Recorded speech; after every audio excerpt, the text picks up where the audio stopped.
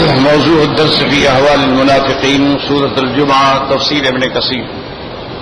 الحمد لله رب العالمين والصلاة والسلام على أشرف الأنبياء وسيد المرسلين سيدنا محمد وعلى آله وأصحابه أجمعين. اللهم صل على سيدنا محمد وعلى آل سيدنا محمد كما صليت على إبراهيم وعلى آل إبراهيم في العالمين إنك حميد مجيد. أعوذ بالله من الشيطان الرجيم. بسم الله الرحمن الرحيم. وإذا قيل لهم تعالوا يستغفر لكم رسول الله لووا رؤوسهم ورأيتهم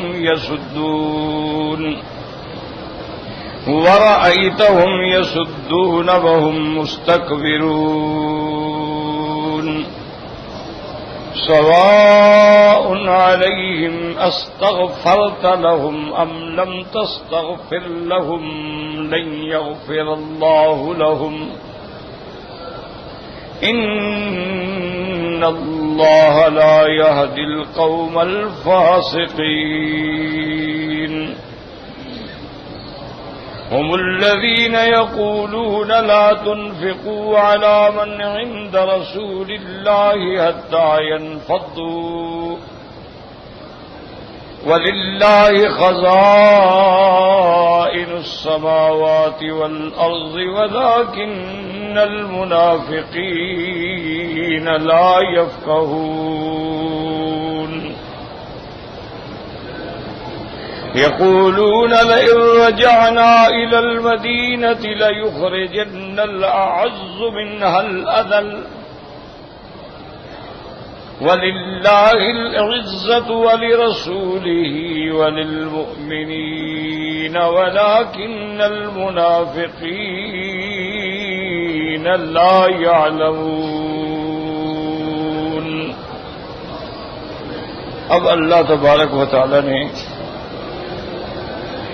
قرآن مقدس میں ان آیات مبارکہ میں احوال منافقین کے بارے میں فرمایا ہے. جیسا کہ الحمدللہ اب سن چکے ہیں کہ جب اللہ نے قرآن اتار کر منافقین کے بارے میں حضور صلی اللہ علیہ وسلم کو تمام احوال سے باخبر کر دیا، زید بن ارقم کی تصدیق ہو گئی اور عبداللہ ابن ابی اور اس کی جماعت کی تکذیب ہو گئی، جھوٹے ہو گئے. تو اب کچھ لوگ جو تھے نا، اصل میں یہ تھا کہ یہ لوگ چونکہ مدینے میں رہنے والے تھے، اوس خزرج کے قبائل جو ہیں ان کے ساتھ تعلقات تو تھے نا، تو بعض مخلص مومنین جو تھے جو سمجھتے تھے کہ اللہ کے قرآن کے آنے کے بعد ان پر ضرور اللہ کا عذاب آئے گا، تو وہ ان کے پاس گئے کہ بھئی اب تو تمہاری بات جو ہے وہ کھل چکی ہے اور تمہاری حقیقت کا علم ہو گیا ہے، اب تمہارے پاس کوئی جواب نہیں. ایک حل ہے کہ تم سب لوگ جو ہو اکٹھے ہو کر حضور صلی اللہ علیہ وسلم کی خدمت میں جائیں اور اپنی غلطی کا اعتراف کریں، حضور سے بھی معافی مانگیں اور عرض کریں کہ حضور اللہ سے بھی معافی طلب کریں تاکہ آپ لوگوں کو معافی مل جائے.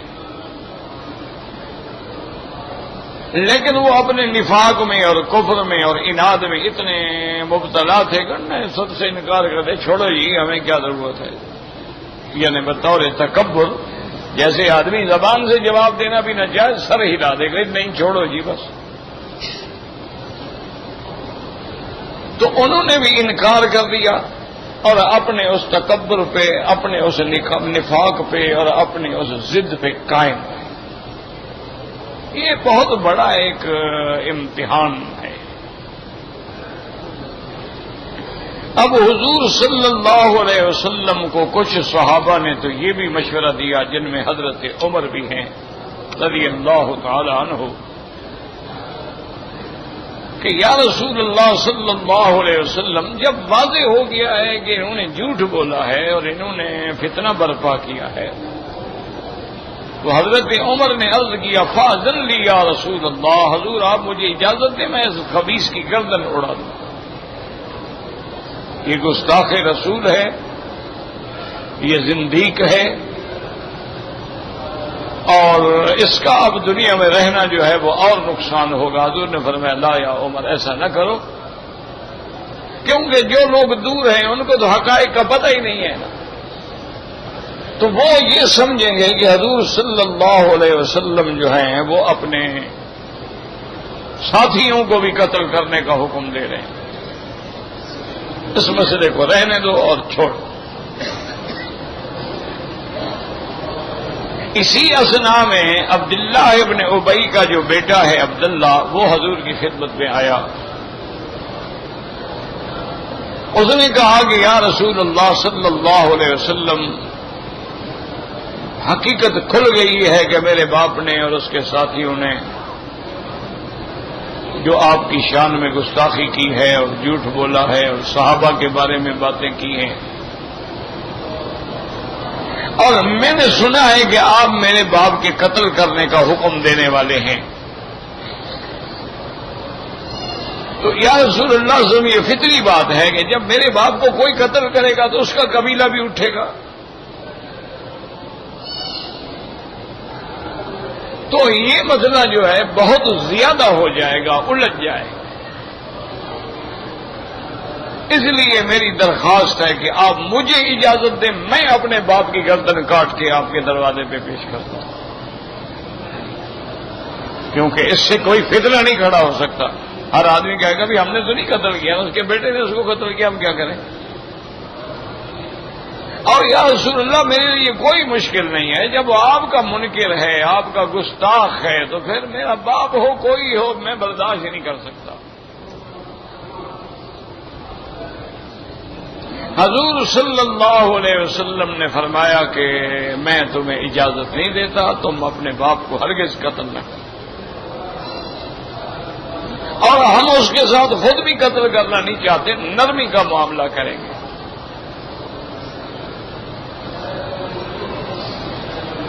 اور اسی اثنا میں کچھ اچھے سمجھدار لوگ جو تھے وہ عبداللہ ابن ابی کے پاس گئے. انہوں نے کہا کہ دیکھو تم ایک سمجھدار آدمی ہو، معقول آدمی ہو، اپنی قوم میں ایک سردار کی حیثیت رکھتے ہو، یہ کیا بات ہے؟ تم نے ایک بات غلط کی ہے، تمہارا جھوٹ واضح ہو گیا ہے، تمہارا نفاق واضح ہو گیا ہے، تو تم کیوں نہیں جا کے حضور سے معافی مانگتے؟ اور اللہ کے پیغمبر جو ہیں وہ تو رحمت للعالمین ہیں، وہ تو سب کے ساتھ کرم اور رحم کا معاملہ فرماتے ہیں. انہوں نے تو اپنے دشمنوں سے بھی کبھی انتقام نہیں لیا. اسی لیے صحابہ فرماتے ہیں کہ سرکار دو جہان رحمت دو عالم نے اپنے بدلے میں، اپنے غصے میں کبھی کسی کو قتل نہیں کیا، ہمیشہ معاف کر دیا. تو آگے عبداللہ ابن ابی نے بتایا کیا کہتا ہے، کہتا ہے کہ تم لوگوں نے ہمیں کہا کہ ہم اسلام لے آئیں، اسلمنا، ہم اسلام لے آئے. پھر تم لوگوں نے کہا کہ بھئی نماز پڑھو، ہم نماز بھی پڑھتے ہیں. پھر تم لوگوں نے کہا کہ اپنے مال کی زکوٰۃ بھی نکالا کرو، ہم زکوٰۃ بھی نکالتے ہیں. اب تم کیا چاہتے ہو کہ میں جا کے حضور کے پاؤں پہ سجدہ کروں؟ میں نہیں معافی مانگنا چاہتا. تو وہ اپنی اس بات پہ اڑا رہا. اور ہر موقع پر اصل میں اس کی دشمنی کی وجہ کیا تھی یاد رکھیں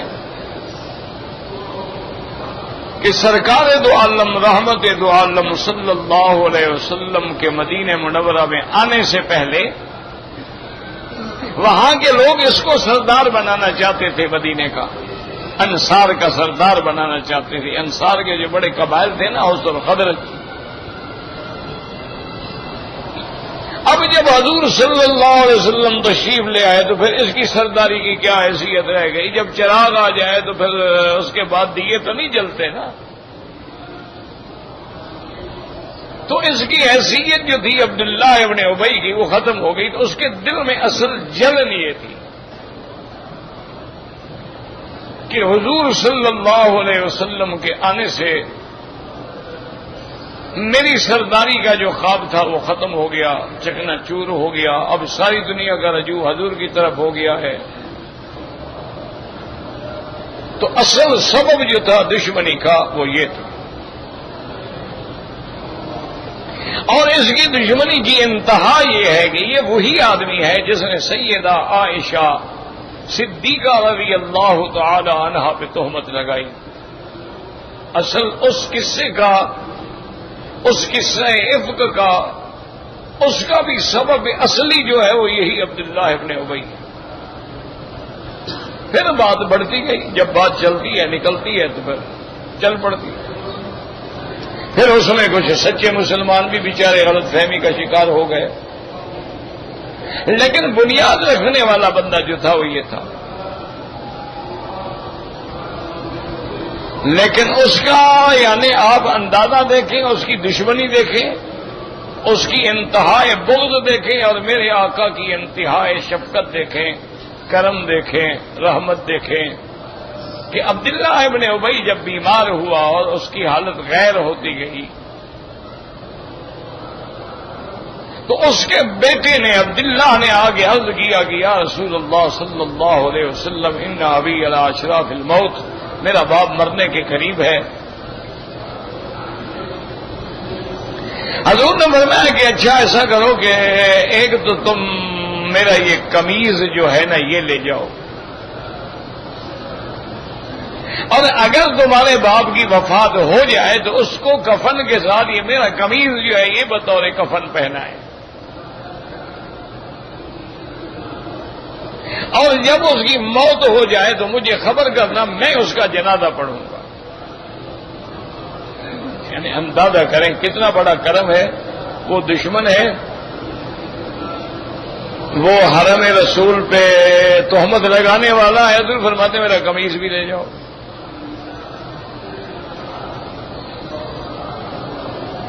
اور بعض علماء نے یہ بھی ایک وجہ لکھی ہے کہ حضور پاک نے اپنا قمیض مبارک آخر کیوں دیا. یعنی کوئی اور کپڑا بھی دے سکتے تھے, لیکن اپنا قمیض مبارک جو آپ کا استعمال شدہ ہے اور جو آپ کے بدن کو لگا ہے اس کا کون مقابلہ کر سکتا ہے؟ اس سے بڑا تبرک کیا ہو سکتا ہے جس کو حضور کا بدن لگا ہو. یعنی جس کے دیکھنے سے, ایمان کے ساتھ دیکھنے سے بھی جہنم کی آگ حرام ہو جاتی ہے.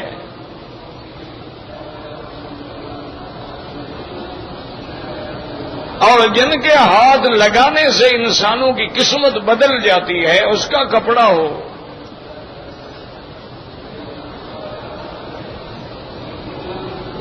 تو اس کی بعد محدثین کرام نے ایک وجہ لکھی ہے کہ جنگ بدر میں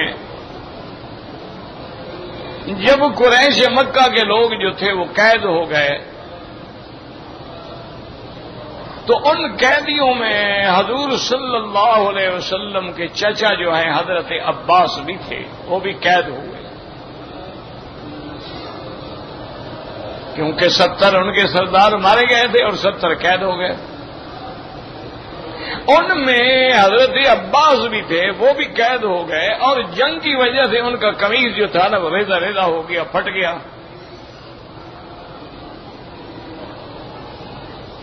اور اسی حالت میں ان کو قید میں بٹھایا گیا کہ ان کے بدن پہ قمیض ہی نہیں ہے.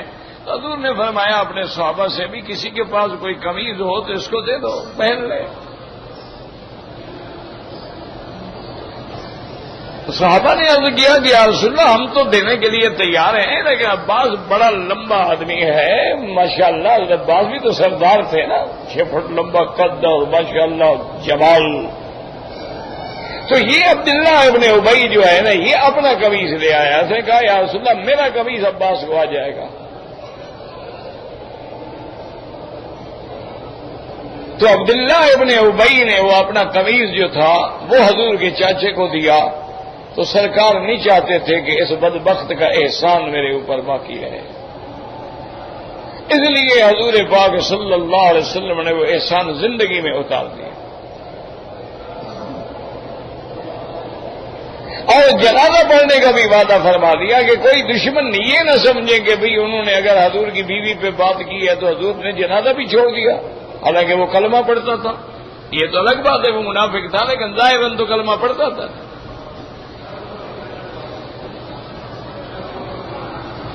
تو حضور صلی اللہ علیہ وسلم نے فرمایا کہ اس کی موت کی مجھے خبر دے، میں جنازہ پڑھوں گا. بہرحال وہ مر گیا مردود. اس کے مرنے کے بعد اس کے بیٹے نے حضور کو خبر دی، جنازہ تیار ہو گیا، لوگ آ گئے، صفیں بن گئی. حضور سرکار دو عالم صلی اللہ علیہ وسلم تشریف لے آئے جنازہ پڑھانے کے لیے. جب حضور قریب آئے تو حضرت عمر رضی اللہ تعالی عنہ دوڑ کے بالکل سامنے آ گئے. حضور نے یا رسول اللہ لا تصلی علیہ.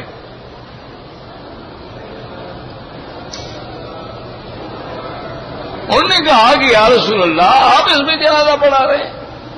حضرت عمر جانتے تھے کہ جس کے لیے اللہ کا نبی دعا کر دیں گے وہ تو بخشا جائے گا، تو یہ بدبخت دنیا میں بھی ہمیں نقصان پہنچاتا رہا اور آخرت میں بخشا جائے. حضور نے فرمایا کہ عمر میں نے چونکہ کہہ دیا تھا کہ میں تیرے باپ کا جنازہ پڑھاؤں گا، لہذا تم مجھے نہ روکو، میں جنازہ پڑھاؤں گا.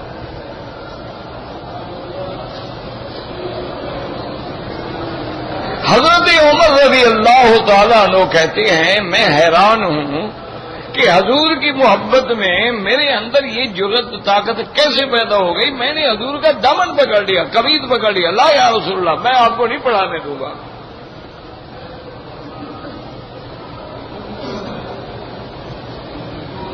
یہ آپ کا دشمن ہے، یہ حرم رسول کا دشمن ہے، یہ اصحاب رسول کا دشمن ہے. حضور پاک نے حضرت عمر فرماتے ہیں میرے ہاتھ کو جھٹک دیا اور فرمایا کہ عمر یہ نہیں ہو سکتا کہ اللہ کا نبی کوئی بات کرے اور پوری نہ کرے، میں جنازہ پڑھاؤں.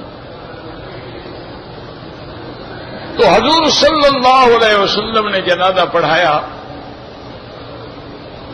خدا کی شان دیکھیں، جب حضور نے جنازہ شروع کیا سب سے پہلے حضرت عمر پیچھے کھڑے ہو گئے کہ بھئی نہیں مانا، اب حکم ہے، بس ٹھیک ہے، اب تو تعمیل ہوگی نا. تو جب جنازہ ختم ہو گیا اللہ تبارک و تعالی نے وحی نازل فرمائی ولا تصلی علی احد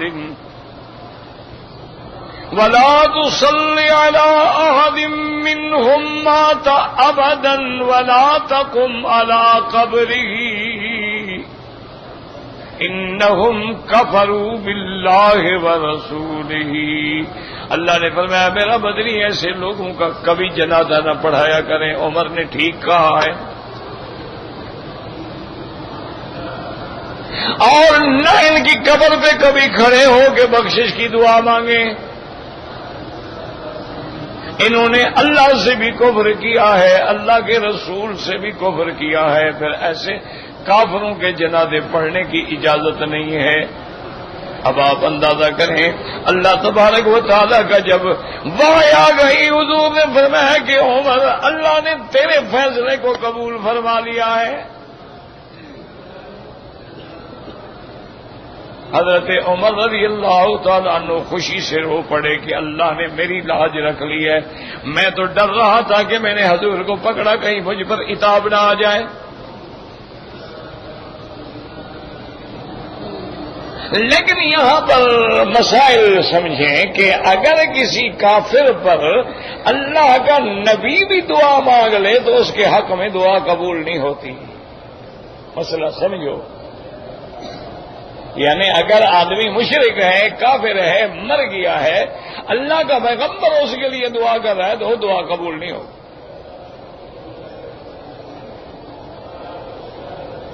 اس لیے باوجود اس کے کہ حضور نے دعا کی، جنازہ پڑھا، سب کچھ کیا، لیکن اللہ نے قبول نہیں فرمایا. اور ساتھ یہ بھی حکم دے دیا کہ آئندہ ایسے لوگوں کی قبر پر بھی آپ کھڑے نہ ہوں. تو اس سے یہ بھی مسئلہ سمجھ آتا ہے کہ مرنے کے بعد آدمی کو دفن کرنے کے بعد اس کی قبر پہ کھڑے رہیں، اس کے لیے دعا مانگیں، تو یہ بھی سنت رسول اللہ صلی اللہ علیہ وسلم۔ بلکہ ایک حدیث میں حضور نے حکم دیا، فرمایا فَاسْأَلُوا لَهُ التَّثْبِيتَ الْآنَ يُسْأَلُ، اپنے بھائی کے لیے دعا مانگو، اب سوال جواب کا وقت ہے، اللہ اس کو ثابت قدم رکھے۔ لیکن ہماری بدقسمتی ہے، جو دعا سنت ہے وہ ہم کرتے نہیں، اور جو جنازے کے بعد دعا بدعت ہے وہ ہم 3 دفعہ کرتے ہیں۔ انا للہ و انا الیہ راجعون۔ اور آدمی کیا کہہ سکتا ہے؟ دیکھو نا جی، آپ نے جنازہ جو ہے یہ دعا ہی ہے نا جنازہ۔ آپ جب جنازہ پڑھتے ہیں تو میت کے لیے دعا کرتے ہیں نا کہ اللہم اغفر لحینا و میتنا و شاہدنا الی آخرہ، تو یہ وہ دعا ہے جو سرکار دو جہاں نے سکھلائی ہے، اس کے بعد پھر کسی اور دعا کی کیا ضرورت ہے؟ یعنی اس دعا پہ اعتبار نہیں ہے، پھر دوبارہ دعا مانگو، اچھا جی پھر اور دعا مانگو، اچھا جی پھر اور دعا مانگو۔ انا للہ و انا الیہ راجعون۔ اور اب دعا سنت ہے کہ قبر پر دفن کرنے کے بعد دعا مانگو کہ اللہ اس کو سوال و جواب میں ثابت قدم رکھے، وہ ہم نہیں مانگتے۔ زندگی میں ہمارے گھروں میں نہ اذان ہے نہ نماز ہے، الا قلیل من عبادی شکور۔ جب مر جائے جی قبر پہ اذان دو۔ اذان زندوں کے لیے ہوتی ہے، مردوں کے لیے ہوتی ہے۔ اذان جو دی جاتی ہے بھی زندہ لوگ جو ہیں وہ سنے حی علی الصلاۃ حی علی الصلاۃ حی علی الفلاح، نماز کے لیے آئے۔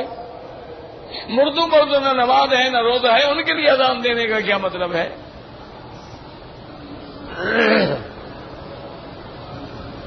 بعض لوگ یہ سمجھ لیتے ہیں کہ جب ہم اذان کہتے ہیں تو شیطان بھاگ جاتا ہے، تو وہ شیطان کے فتنے سے بچ جائیں گے۔ جو مومن ہے الحمدللہ اس کے تو ویسے بھی شیطان بھاگ جائے گا، اب تو فوت ہو گیا ایمان پر، اب شیطان کا تو وہاں کوئی داؤ چل ہی نہیں سکتا۔ اور اگر کافر ہے مشرک ہے تو تیری اذان کیا فائدہ دے گی؟ دیکھو نا، مرنے والے کی 2 حالتیں ہیں، کیا وہ ایمان پہ مر گیا خلاص، اب شیطان کیا کرے گا اس کا؟ اور اگر وہ واقعتاً کفر پہ مر گیا ہے تو اس کو تمہاری دعا کیا فائدہ دے گی؟ حضرت ابراہیم علیہ السلام کی دعا اپنے باپ کو فائدہ نہ دے سکی، نوح علیہ السلام کی دعا اپنے بیٹے کو نہ بچا سکی، تو تیری دعا سے اس کو کیا فائدہ ہوگا، یا اذان سے اس کو کیا فائدہ ہوگا؟ تو اس لیے ہمیشہ یاد رکھیں کہ ایک مسئلہ تو ہمیں یہ سمجھ آیا، اور ایک اور بھی مسئلہ ہے جو بعض اولیاء اللہ نے جن کے دلوں میں عشق محمد مصطفیٰ ہے، دعا کریں کہ اللہ تبارک و تعالی ہمیں بھی کوئی ذرہ نصیب فرما دیں، ہمیں بھی رحمت دو جہاں کی محبت کا کوئی کروڑواں حصہ نصیب ہو جائے۔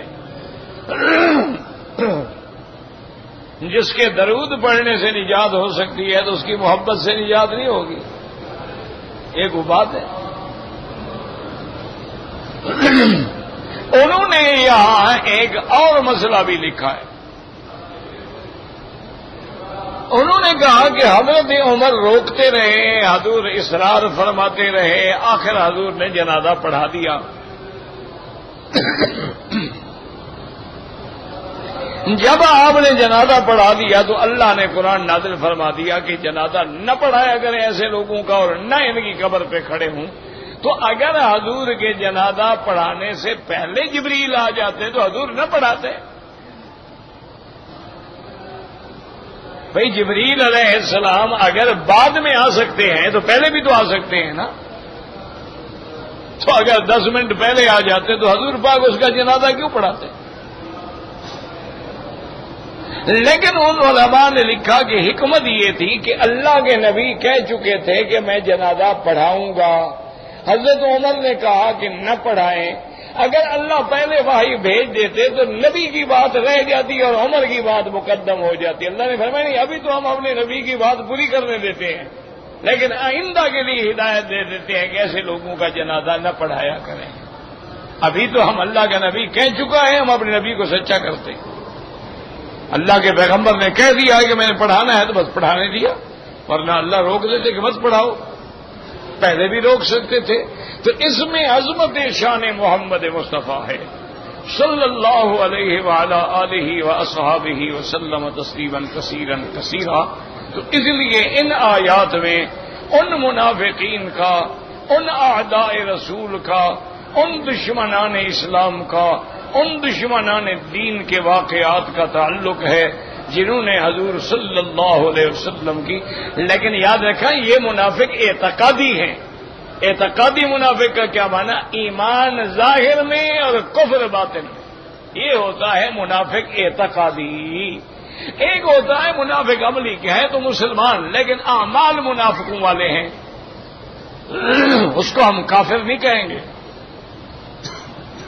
اب دیکھیں نا، منافق کی علامت ہے کہ جب بات کرے جھوٹی کرے۔ ہمارے اللہ معاف کرے، دیکھتے ہیں کتنے بڑے جھوٹ بولتے ہیں لوگ، اور ہمارے ہاں تو آج یعنی ہم اس ماحول میں گزر رہے ہیں کہ جو جتنا بڑا جھوٹا ہو اتنا بڑا لیڈر ہوتا ہے۔ تو ہم تو اس جہان میں گزر رہے ہیں لیکن ہم کافر نہیں کہیں۔ اسی طرح آپ دیکھیں کہ حضور نے فرمایا اذا حدث کذب وَإِذَا وَعَدَ أَخْلَفَ، جب وعدہ کرے جھوٹا کرے۔ تو اب آپ دیکھ رہے ہیں ہمارے لیڈر ہوں، ہمارے بڑے ہوں، ہمارے جو لوگ ہیں، وہ کوئی ایک وعدہ بھی پورا ہوا ہے تو یہ بھی منافق کی علامت ہے، لیکن ہم کافر نہیں کہیں گے۔ اذا اؤتمن خانا، جب اس کو کسی چیز کی امانت دی جائے کہ یہ امانت ہے، اس میں خیانت کرے۔ تو جو لوگ ملک میں خیانت کریں، ملک کی دولت میں خیانت کریں، غریب کے پیسے میں خیانت کریں، سیلاب زدگان کے چندے میں خیانت کریں، ڈوبنے والوں کے لیے جو خیرات آئے اس کے اندر بھی خیانت کریں، تو وہ کیا ہے؟ لیکن پھر بھی ہم ان کو کافر نہیں کہیں گے۔ کافر وہ ہوتا ہے جو اعتقادی منافق، ورنہ بڑے سے بڑا گناہ گار جو ہے اس کو ہم گناہ گار تو کہہ سکتے ہیں، فاسق کہہ سکتے ہیں، فاجر کہہ سکتے ہیں، جھوٹا کہہ سکتے ہیں، غدار کہہ سکتے ہیں، اس کو امانت میں خیانت کرنے والا، لیکن کافر نہیں کہہ سکتے۔ اس لیے کافر وہ ہوتا ہے جو اعتقادی منافق ہو، یعنی اندر کفر اور ظاہر ایمان۔ اب اس کا ہمیں کیا پتا؟ دلوں کے بھید تو اللہ جانتے ہیں۔ حضور صلی اللہ علیہ وسلم کو تو اللہ نے وحی بھیج کے بتلا دیا، ہمیں کون بتلائے گا؟ تو اس لیے ہم کسی کو کافر نہیں کہیں گے، یہ کہیں گے گناہ گار ہے، بھئی اس کے اعمال منافقوں والے ہیں۔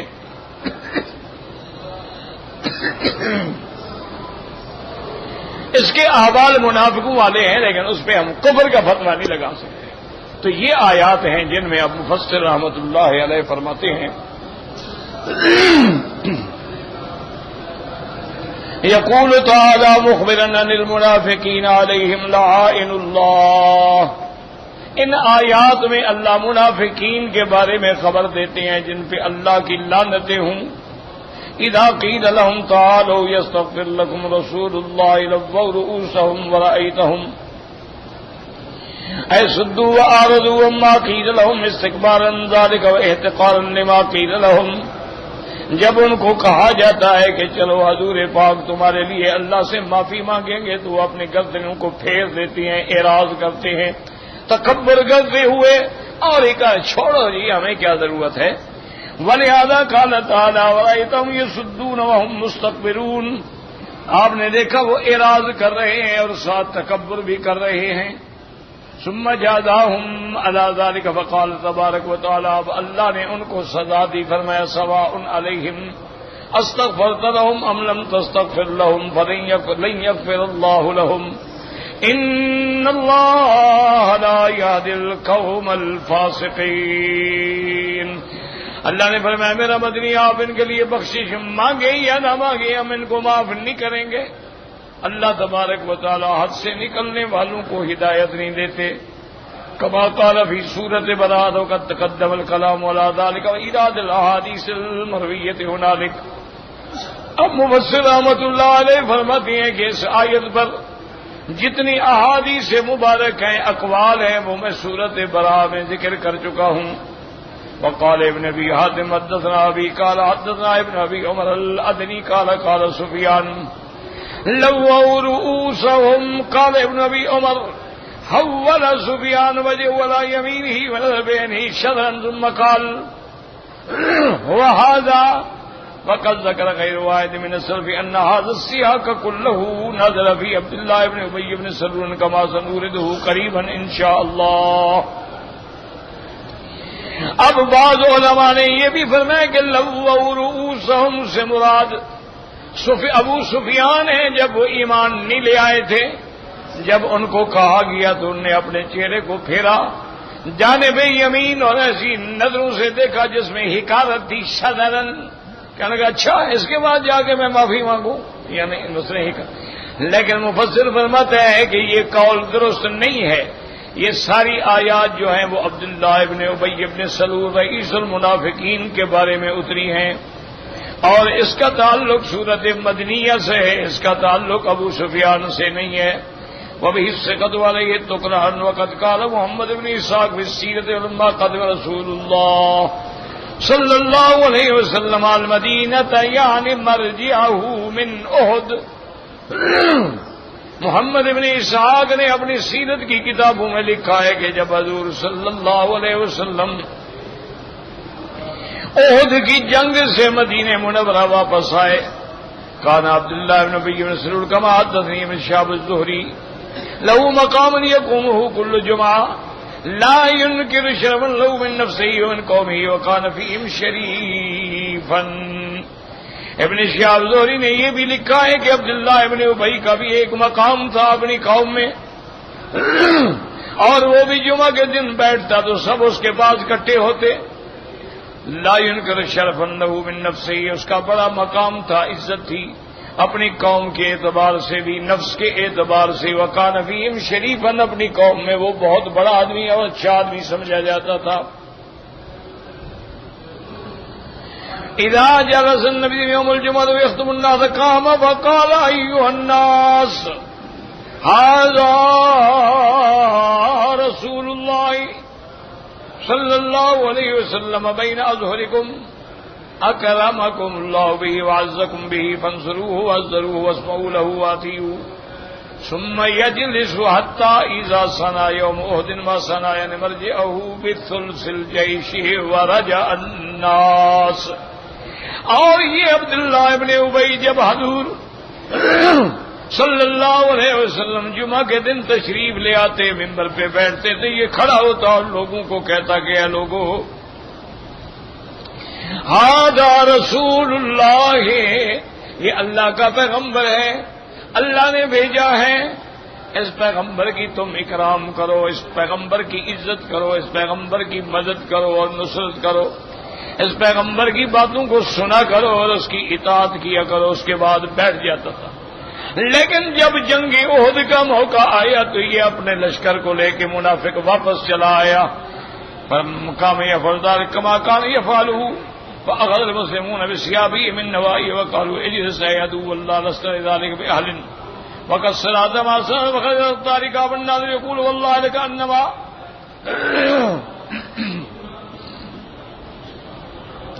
لكأنما قلت بدرا أن كنت أشدد أمره فلقيه رجال من أنصار باب المسجد فقالوا ويلك ما لك قال كنت أشدد أمره وأصبح رجال من أصحابي يجلبونني ويعنفونني لكأنما قلت بدرا أن كنت أشدد أمره.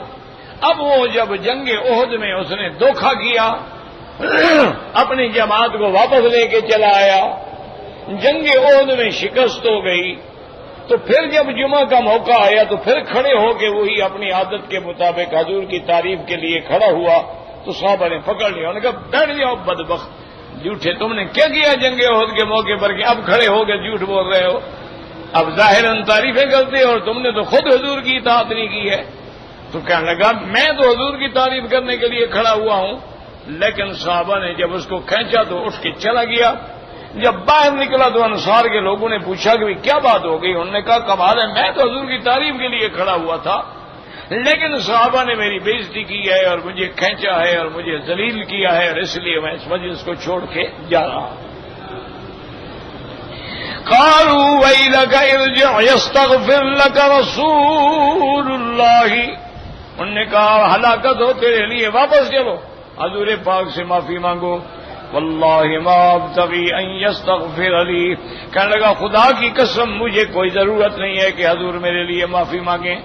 وقال قتادہ والسدی انزلت هذه الآية في عبد الله بن ذلك ان غلاما من قرابته انطلق الى رسول الله صلی اللہ علیہ وسلم وحدثوا بحديث انه امر شدید فدعاه رسول الله صلی اللہ علیہ وسلم فاذا هو يحلف بالله ويتبرأ من ذلك۔ اب مفسر رحمۃ اللہ علیہ فرماتی ہیں حضرت قتادہ اور حضرت سدی فرماتے ہیں کہ عبداللہ ابن ابی کی قوم کا ایک نوجوان تھا جس نے حضور کو خبر کی تھی کہ اس نے یہ کہا یہ کہا یہ کہا ہے۔ حضور پاک نے جب اس کو بلایا تو اس نے قسمیں کھائیں اور کہنے لگا میں نے بالکل نہیں کہا۔ وَأَقْبَلَتِ الْأَنصَارُ ذَلِكَ الْغُلَامَ فَلَامُوهُ وَأَذَلُوهُ، اب انصاریوں نے اس غلام کو آ کے ملامت کی کہ تم نے کیوں جھوٹ بولا ہے۔ وَأَنزَلَ اللَّهُ فِي مَا تَزْعُمُونَ وَكِيلَ إِلَّا لَوَتْ، اب اللہ نے قرآن اتار کے زید بن ارقم کو سچا کر دیا، عبداللہ بن ابی اور اس کی جماعت کو جھوٹا کر دیا۔ تو اب لوگوں نے کہا کہ بھی ایسا کرو چلو حضور کی خدمت میں معافی مانگو۔ فَجَعَلَ يَلْوِي رَأْسَهُ، کہ نہیں میں نہیں جاتا۔ وَأَيْ لَسْتُ فَاعِلًا، میں کیوں جا کے معافی مانگوں۔ وقال نبيات حدثنا ابي قال حدثنا ابو الربيع الزهراني قال حدثنا عمار زيد قال حدثنا ايوب بن سعيد بن جبير ان رسول الله صلى الله عليه وسلم كان اذا نزل منزلا لم يرتحل حتى يصلي فيه، حضور پاک جب کسی جگہ پڑاؤ فرماتے تھے تو نماز پڑھتے تھے۔ فلما كانت غزوة تبوك بلغوا أن عبد الله بن أبي بن سلول قال ليخرجن الأعز منها الأذل فارتحل قبل أن ينزل آخر النهار۔ آپ کو یہ خبر پہنچی کہ عبداللہ ابن ابی نے ایسے کہا ہے، آپ نے کہا چلو قافلہ چلا دیا۔ وقیل لعبد الله بن ابی ان فارتحل وقیل لعبد الله بن ابی ائت النبی صلی اللہ علیہ وسلم حتى يستغفر لك فانزل الله تعالی اذا جاءك المنافقون الى قوله واذا قيل لهم تعالوا يستغفر لكم رسول الله لبوا رؤوسهم، وهذا اسناد صحيح الى سعيد بن جبير وقول ان ذلك كان في غزوة تبوك في نذر بل ليس بجيد۔ اب مفسر کہتا ہے کہ اس کو غزوہ تبوک کے ساتھ جوڑنا جو ہے غلط بات ہے۔ وَإِنَّ عَبْدِ اللَّهِ بْنَ أُبَيِّ بْنَ سَلُولَ لَمْ يَكُنْ مِمَّنْ خَرَجَ فِي غَزْوَةِ تَبُوكَ، غزوہ تبوک میں تو عبداللہ بن ابی گیا ہی نہیں۔ بل رجع بطائفة من الجيش وإنما المشهور عند أصحاب المغازي والسير إن ذلك كان في غزوة المريسي وهي غزوة بني المصطلق۔ تو اصل مشہور بات یہ ہے غزوہ تبوک والی بات جو ہے وہ صحیح نہیں ہے۔ وقال يونس بن بكير بن اسحاق حدثني محمد بن يحيى بن حبان وعبد الله بن ابي بكر وعاصم بن عمر بن قتادة في قصة بني المصطلق فبين رسول الله ثم مقيم هناك اقتتل على الماء، پانی پہ جھگڑا ہوا۔ جحجا ابن سعید الغفاری وكان اجيرا لعمر بن الخطاب وسنان بن يزيد الجهني، حضرت جحجا اور سنان کے بارے درمیان جھگڑا ہوا۔ حدثني محمد بن يحيى بن حبان قال ازدحما على الماء فقتتلا، پانی پہ لڑائی ہوئی حتیٰ کہ ایک دوسرے کو قتل کرنے پہ آمادہ ہو گئے۔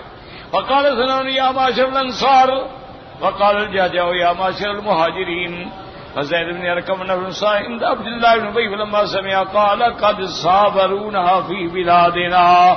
عبداللہ ابن ابی کو جب یہ بات پہنچی تو کہنے لگا اچھا ہمارے ملک میں آ کے ہمارے گھر میں آ کے مہاجر ہم پہ حملہ کرتے ہیں، ہم نے ان کو پناہ دی ہے۔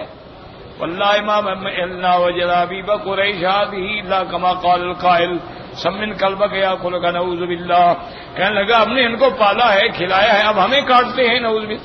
واللہ لئن رجعنا الى المدینہ لیخرجن الأعز منها الأذل ثم اقبل على من عنده من قومه وقال هذا ما صنعتم بانفسكم احللتموهم بلادكم، تم نے ان لوگوں کو اپنے مدینے پاک میں ٹھہرایا۔ وقاسمتموهم اموالكم، اپنے مال بھی ان کے ساتھ تقسیم کیے۔ اما والله لو كففتم انهم لتحولوا عنكم من بلادكم الى غيرها، وسمع زید بن ارقم رضی اللہ عنہ ذهب الى رسول الله صلی اللہ علیہ وسلم وهو غلام عنده الخطاب رضی اللہ تعالی عنہ فاخبره الخبر فقال عمر رضی اللہ عنہ یا رسول اللہ عباد بن بشیر مجھے ان کا حضرت عمر نے فرمایا کہ آپ عباد بن بشیر کو حکم دیں کہ اس کی گردن کو اڑا دیں. فقال وكيف اذا تحدث الناس يا عمر ان محمدا صلی اللہ علیہ وسلم اصحابه اور میں نہیں، بالکل نہیں. لوگ کہیں گے حضور اپنے مسلمانوں کو بھی قتل کر رہے. ولكن نادى يا عمر الرحيل، آپ نے فرمایا بس حکم دو کہ قافلہ چلے. فلما بلغ عبد الله بن ان ذلك قد بلغ سبته فاضل اليه وحلف بالله ما قال عليه ذلك وقال عند قومه مكان وقال يا رسول الله عسى ان يكون هذا الغلام اوهم ولم يثبت ما قال الرجل. لیکن اللہ نے قرآن نازل فرمایا اور زید بن ارقم کو اللہ نے سچا فرما دیا اور عبداللہ بن ابی کے کذب کو جو ہے کھول دیا. واللہ اعلم.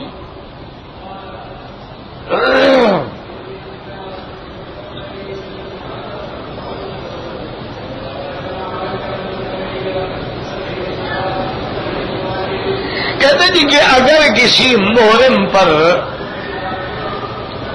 6 صدقے واجب ہو گئے، یعنی 6 مساکین کو نصف سا گندم دینی واجب ہوئی ہے، تو 6 کو دے یا 1 کو بھی دے سکتا ہے، 6 کو ہی دے سکتا ہے، کوئی مسئلہ نہیں. مانا یہ ہے اتنا صدقہ کرے.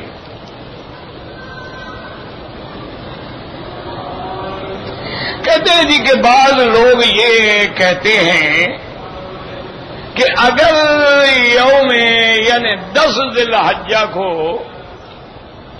جمعہ کا دن آ جائے تو وہ حج اکبر ہوتا ہے. یہ بالکل غلط بات ہے، اس کی کوئی حقیقت نہیں. نہر جو ہے یعنی 10 ذی الحجہ کو تو اللہ نے قرآن میں ویسے ہی یوم الحج الاکبر فرمایا ہے، چاہے کوئی دن ہو وہ تو ہے ہی حج اکبر. باقی یہ عقیدہ رکھنا کہ جمعہ کا دن ہے اور یہ اکبری حج ہے، یہ بعض لوگوں کے خیالات ہیں. یہ کیا مانا ہے کہ جمعہ حج ہو تو وہ بڑا ہوتا ہے اور جب خمیس ہو تو چھوٹا حج ہوتا ہے؟ یہ کیا بات ہے؟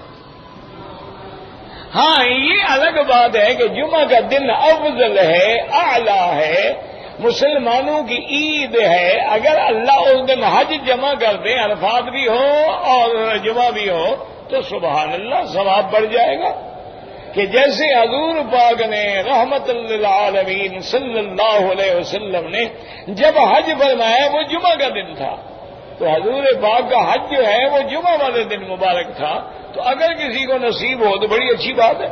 لیکن یہ کہنا کہ وہ اکبری ہوتا ہے اور باقی اصغری ہوتا ہے اور وہ بڑا ہوتا ہے اور باقی چھوٹا ہوتا ہے، یہ تو غلط بات ہے.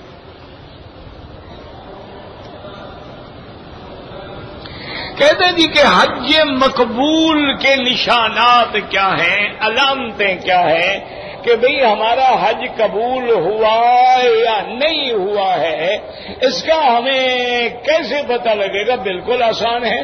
اگر تمہاری عادات، تمہارے اعمال بدل گئے ہیں، تمہاری شکل جو ہے وہ انگریز کے بجائے محمد والی بن گئی ہے، تمہارا لباس محمدی ہو گیا ہے، تمہارے افعال محمدی ہو گئے ہیں، تمہارے اقوال محمدی ہو گئے ہیں، تم نے حرام چھوڑ دیا ہے، سمجھ لو حج منظور ہے، اللہ نے قبول فرما لیا، میرے اندر انقلاب آ گیا.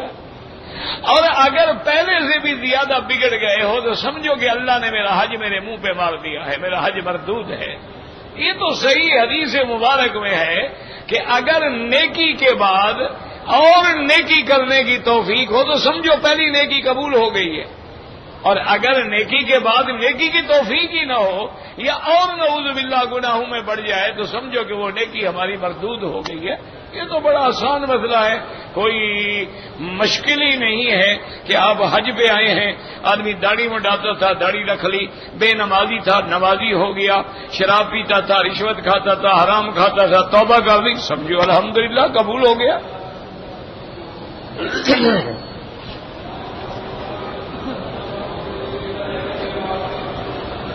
کہتے جی کہ یہ جو بڑی بڑی بلڈنگیں حرم کے باہر بن رہی ہیں، لیکن میرا بھائی گزارش یہ ہے کہ بڑی بلڈنگیں بنانا شرعاً منع تو نہیں ہے، مسئلہ سمجھیں. اس کی وجہ یہ ہے کہ اب یہ ضرورت ہے. اب دیکھیں حضور پاک کے زمانے میں حرم شریف کتنا تھا؟ یہ جو جہاں آپ طواف کرتے ہیں نا، اس کا چوتھا حصہ تھا. باقی کوئی حرم نہیں تھا، سب گھر تھے. اب جوں جوں ضرورت پڑتی گئی تو حرم میں توسیع ہوتی گئی. اب کئی منزلہ ہو گیا. اب نیا حرم بن رہا ہے تو اللہ عالم وہ کتنی منزل ہوگا. تو اب یہ ہے کہ اگر اتنی بڑی بلڈنگیں نہ بنائی جائیں، اتنے بڑے پلازے نہ کھڑے کیے جائیں تو حاجی کہاں رہیں گے؟ دو ویل تین ویل پہ جا کے رہیں گے، نہ نماز بھی آ سکیں گے نہ کچھ ہوگا. اور خاص طور پہ بڑے لوگ جو ہیں وہ تو تھوڑا سا بھی چلنا جو ہے برداشت نہیں ہوتا ان سے. تو ان کی ضرورتوں کو مد نظر رکھ کر یہ اس قسم کے ٹاور جو ہیں، برج جو ہیں، پلازے جو ہیں بنائے جا رہے ہیں. اور پھر یاد رکھیں اس میں باقاعدہ یہ گورنمنٹ کی طرف سے ان کو اجازت ہی نہیں مل سکتی جب تک اس کے اندر مسجد کا انتظام نہ کریں، نماز کی جگہ نہ بنائیں. اس کے اندر باقاعدہ بہترین مسجدیں ہیں. تقریباً ایک پلازے میں 22 ہزار آدمی نماز پڑھتا ہے مسجد میں. تو اب یہ ہے کہ 22 اور 44 ہزار آدمی کو اس نے اٹھا لیا، وہ نیچے آنے کے بجائے اوپر آ گئے. ہاں باقی یہ کوئی بات نہیں کہ ایک حدیث مبارک میں آتا ہے کہ علامات قیامت میں سے ایک علامت یہ بھی ہے، حضور نے فرمایا کہ وہ لوگ جو کبھی پاؤں ننگے ہوتے تھے، سر پہ کپڑا نہیں ہوتا تھا، بکریاں چرانے والے ہوتے تھے، وہ بلڈنگوں بڑی بڑی بلڈنگیں بنا کے فخر کریں گے کہ میری بلڈنگ اونچی، وہ کہے گا میری بلڈنگ اونچی. تو یہ علامات قیامت میں بھی ہے کہ حفاۃ عراۃ رائی الشاء یتطاولون فی البنیان. بلڈنگوں کی بلندی میں فخر کریں گے تو صدق رسول اللہ، حضور کا فرمان بھی تو پورا ہوگا نا. تو معنی یہ ہوا کہ بنے گی تو صحیح نا، معنی یہ ہوا کہ بنے گی تو صحیح ہر حال میں. لیکن بہرحال یہ بھی ایک علامات قیامت میں ہے. تو اللہ تبارک و تعالی ہمیں صحیح معنی میں دین سمجھنے کی توفیق عطا فرمائے.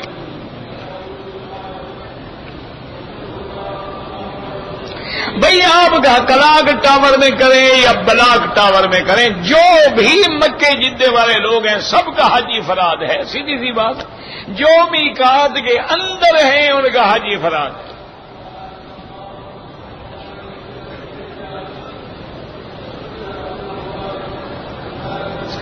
اگر کوئی حج تمتع کرنا چاہتا ہے، عمرہ کر کے حدود حرم سے نکل گیا، حدود حرم مانے جدے چلا گیا، کوئی حرج نہیں. لیکن ایک ہے کہ عمرہ کر کے پھر وہ اپنے ملک چلا گیا، ہندوستان سے، پاکستان سے، بنگلہ دیش سے، کہیں سے آیا ہے، واپس چلا گیا. اب جب واپس آئے گا اس کی مرضی ہے، تمتع کرے، قران کرے، افراد کرے، کیونکہ یہ عمرہ کر کے تو نکل گیا واپس.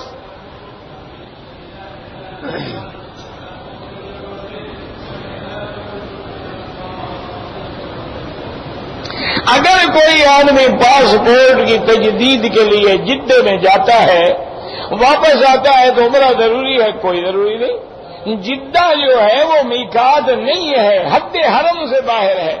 ایسے تو اب لوگ عرفات جاتے ہیں، تنعیم جاتے ہیں، جیرانہ جاتے ہیں، شرائع جاتے ہیں، ہر وقت عمرہ کرتے رہیں گے. وہ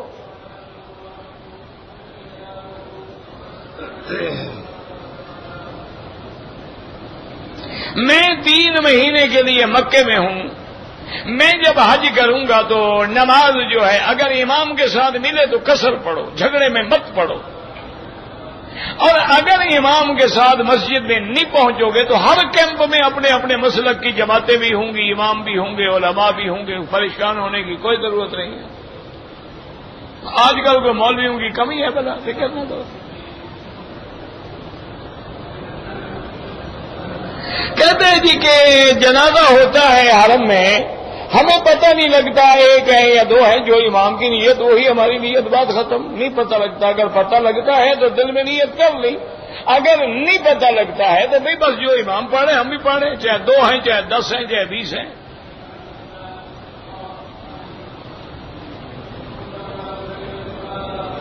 اگر کسی نے رمضان کے بعد عمرہ کیا ہے اس پہ حج فرض ہو جاتا. بھائی حج زندگی میں ایک دفعہ فرض ہوتا ہے اللہ کے بندے. یہ نہیں ہوتا کہ جب بھی عمرہ کرو حج فرض ہو جائے.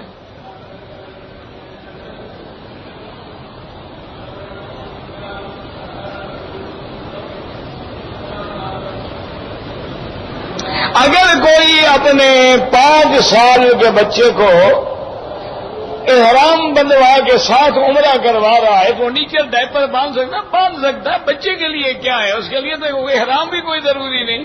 یہ تو ایک تعلیم ہے کہ بھی ہم اچھی نیت کریں, اس کو بھی سکھائیں, اپنے ساتھ چلائیں تاکہ وہ بھی بڑا ہو کے انشاءاللہ عمرے کرے گا.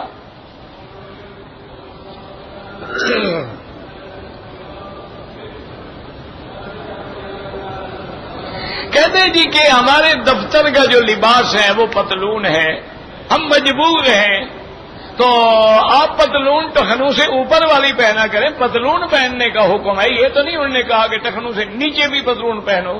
یہ کہ دفتر کا حکم ہے. اور آج کل تو فیشن کا تقاضا یہ ہے کہ موٹی پنڈلی تک پہنو, نیچے پہننے کی ضرورت ہی نہیں ہے. اگر نیچے ہے تو پھر اللہ کے نبی نے وعید بھیجی ہے, اور بعض علماء کہتے ہیں اس کو موڑنے سے بھی گناہ ہے. پہنے نہ رکھے نا, لیکن بہرحال اگر مجبور ہے تو موڑ سکتا ہے. اگر مکے میں رہنے والا عمرہ کرنا چاہے تو حد حرم سے باہر جائے, مسجد عائشہ جائے یا جیرانہ جائے, عرفات جائے, جدے جائے, یعنی حد حرم کے باہر سے جا کے نیت کر کے آئے.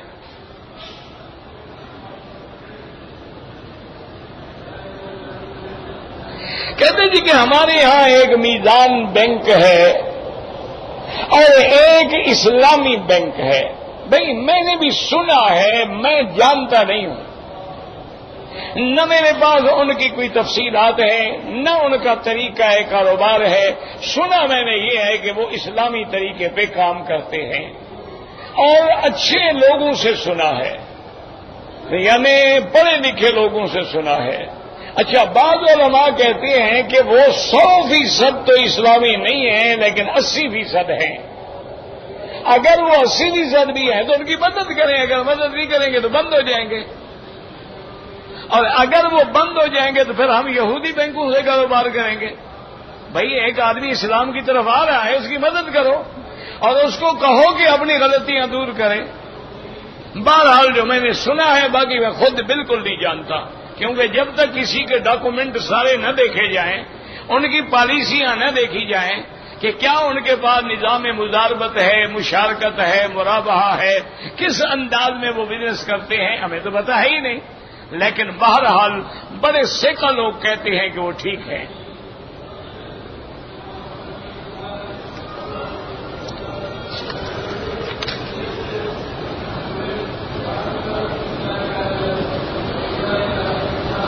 میں نے رمضان کے بعد عمرہ کیا ہے. اب اگر حج کریں گے بالکل کریں, حج کی نیت تو آپ گھر سے مکے سے کریں گے انشاءاللہ العزیز. ائمہ ثلاثہ کے نزدیک تو آپ کا حج تمتع ہوگا, اور امام صاحب, لیکن آپ اگر مکے میں رہنے والے ہیں تو پھر امام صاحب فرماتے ہیں کہ اس کا حج تو افراد رہے گا لیکن دم جرمانہ دینی پڑے گی. حج کرو, ایک بکری دے دو, بس اللہ قبول کرے.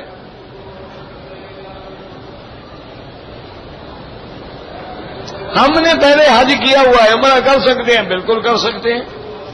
بھائی ایک بات یاد رکھو, 8, 9, 10, 11, 12, 13 ان دنوں میں عمرہ نہیں ہو سکتا, باقی سارا سال جب چاہو عمرہ کرو.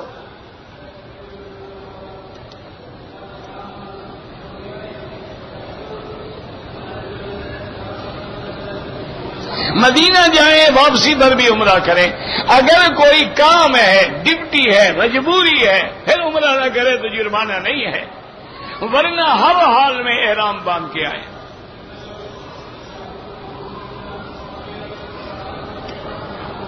میرا بیٹا بیمار ہے, اللہ ہر بیمار کو شفا عطا فرما. اللہم اشفنا واشف مرضانا ومرضى من اوصانا واستوصانا ومرضى المسلمین برحمتک یا ارحم الراحمین.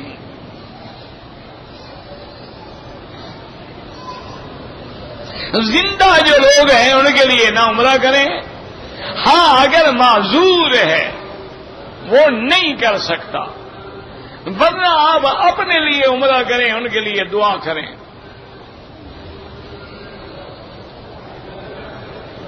کہتے جی کہ دم پڑ جائے تو جو لوگ یہاں مزدوری کرتے ہیں ان کو دے سکتے ہیں، بالکل دے سکتے ہیں. غریب ہیں ہم تبھی تو مزدوری کر رہے ہیں، کوئی امیر آدمی آ کے مزدوری کرے گا بھلا؟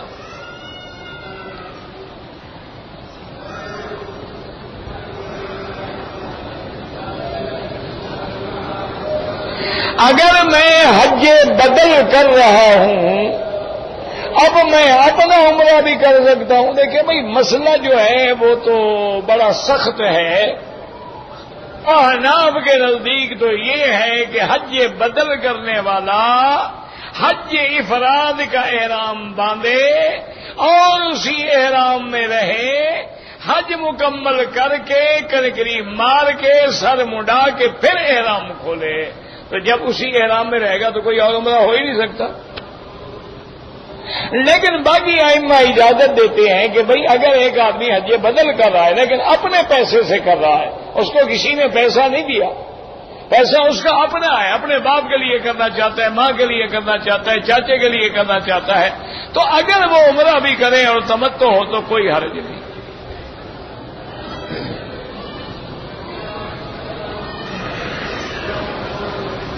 کہتے جی کہ صفا مروہ کے بعد نفل، صفا مروہ کے بعد کوئی نفل نہیں ہوتے. طواف کے بعد 2 رکعت واجب ہے، صفا مروہ دوڑنے کے بعد کوئی 2 رکعت نہیں ہے. اور ویسے جب ہم نے صفا مروہ دوڑ لیا، سر مڈا لیا، تو اب احرام کھل گیا، اب کپڑا ڈال کے نماز پڑھیں.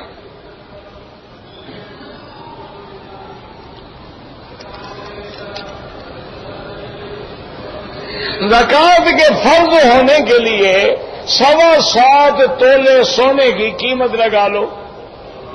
جتنا پیسہ بنتا ہے اتنا پیسہ ہے، یا چاندی ہے، سونا ہے، اتنا پیسہ بن جاتا ہے، زکات ضروری ہو گئی.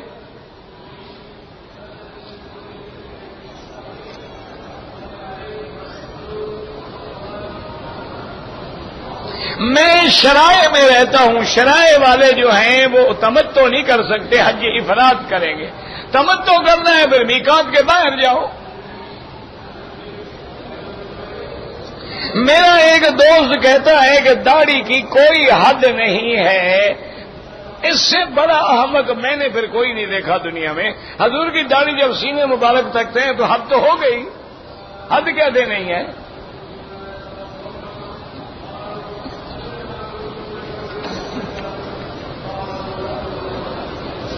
میرا والد فوت ہو گئے ہیں، ان کا میں نے حج بدل کرنا ہے.